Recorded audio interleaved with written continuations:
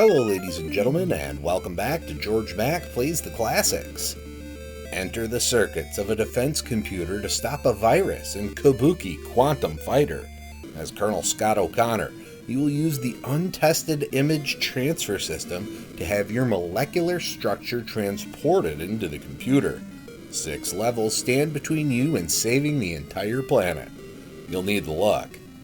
Colonel O'Connor transforms into a Kabuki once in the computer system.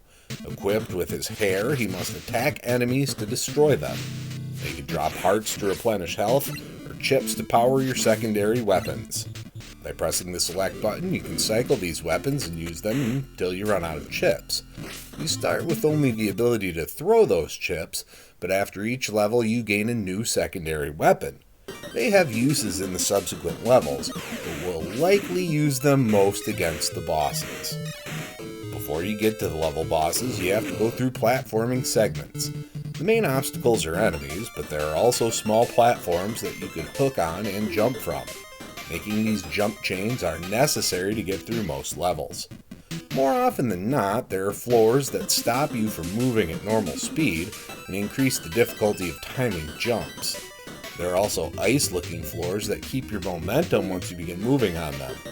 This mechanic is relied on far too heavily. The bosses are actually pretty easy if you can make it to them with enough life.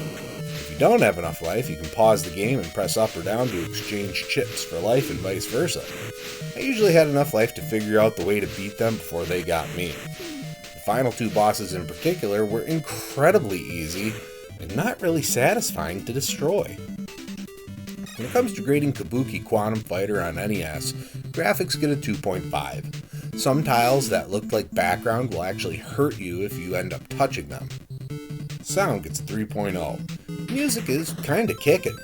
Could have been a bit better, but I've also heard a lot worse. Gameplay gets a 2.5.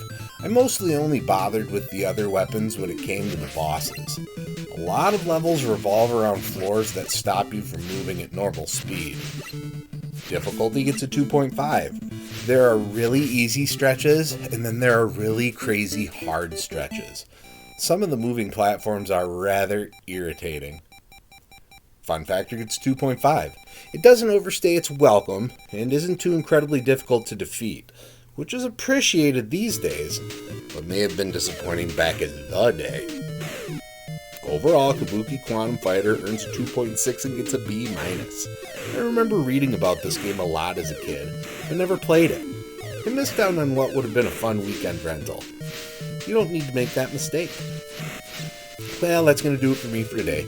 Please make sure to like this video, let me know what you think of Kabuki Quantum Fighter in the comments, and please subscribe to Head Drop Productions here on YouTube, because we want you here for each and every video we release, because it is your destiny.